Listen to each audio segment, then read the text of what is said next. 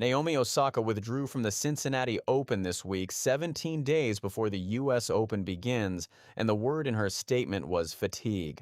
On the draw sheet, her name sat on line 17 of the first quarter beside the free first round by a seeded player gets before she hits a ball. That line belongs to someone else now. Here's what she said. "I'm really sad to have to withdraw from Cincinnati this year due to fatigue. I love playing here and I'm looking forward to coming back and competing in Cincinnati next year." Notice what is not in there. No injury, no scan, no medical team. A four-time major champion pulled out of the last big tune up before a Grand Slam and gave a reason you would give your employer on a Monday morning. So the obvious read is that Osaka is breaking down again at exactly the wrong moment. That read is wrong. This is the story of why a player with no reported injury skipping one of these events is not a warning sign but a purchase, what she is buying, and why the price only became worth paying when the tour rebuilt its own calendar. Before we get to the 15 names now missing from Cincinnati, you need to understand what a 2-week Masters does to a player's year. That mechanism is the whole story and almost nobody explains it.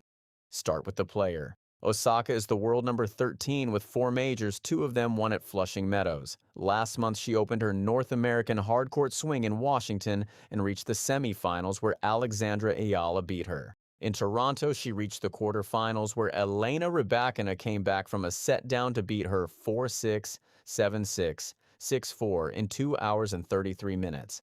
Add those 2 weeks together, 7 matches, 2 going the distance. Cincinnati would have been her 3rd tournament in a row and it would have run another 11 days. That is not a body failing, that is a body that has just done a great deal of work and is being told to stop. Now the mechanism. Until recently, the big mandatory events below the majors lasted 1 week. You flew in, you played, you left. Since last year, 7 of the 9 Masters' 1,000 events on the men's calendar have been stretched across 12 days each. Only Monte Carlo and Paris still run in a single week. The women's calendar was expanded alongside it, the tournaments and the top players got richer, and the arithmetic underneath a player's summer quietly changed. Here is the change. When 2 12-day events sit back-to-back in North America and a major follows immediately behind them, a top player who enters everything is committed to the continent for roughly 7 weeks. Not 7 weeks of tennis, 7 weeks of hotels, time zones, heat, and the grind of arriving early for a bye and leaving late because you keep winning. Alexander Zverev, the world number 3 and reigning French Open champion, was asked about this in Montreal. He did not soften it. If you play everything and you're a top player, you spend 7 weeks here in North America. He went further. That is quite a long time, and I think that's why a lot of top players choose not to play Canada for multiple years now. That's unfortunately the sad reality of it. Then he offered the fix, and it is the line that has traveled. It's quite simple. Make us be here for 2 weeks, not 7. That is part of what explains the list. 15 players have now come out of the 2 Cincinnati draws. On the men's side, the world number 1, Jannik Sinner, is out with a knee problem, and Stefanos Tsitsipas took his place. The world number 2, Carlos Alcaraz, is out with the wrist injury that has kept him off the tour since April, and Mattia Bellucci took his. Alexander Bublik is gone, replaced by Martin Fucsovics. So are Alejandro Davidovich Fokina, Sebastian Korda, Ethan Quinn, and Holger Rune. On the women's side, Karolina Muchova, Victoria Mboko, Jasmine Paolini, Emma Raducanu, Haley Baptiste, Jacqueline Christian, and Lois Boisson are all out. Osaka makes 15. Sit with the top of that list. The 2 best male players in the world are both absent from the last serious rehearsal before the season's final major.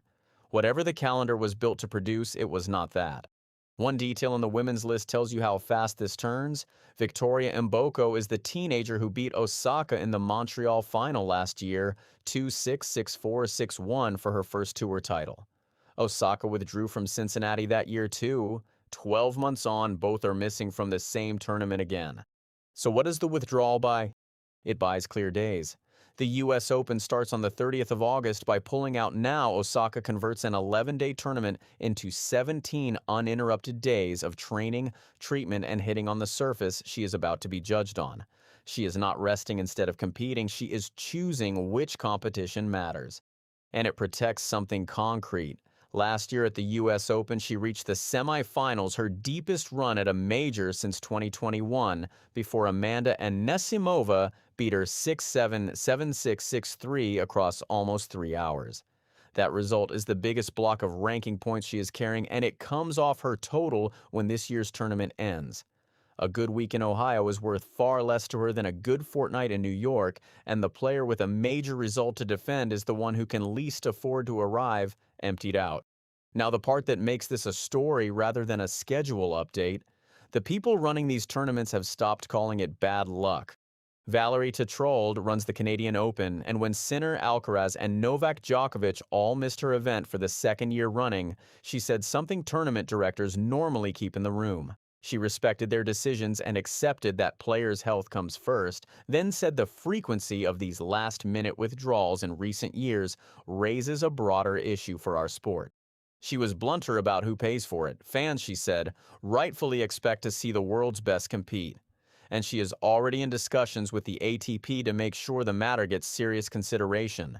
That is a promoter saying out loud that the product she is selling is not the product arriving.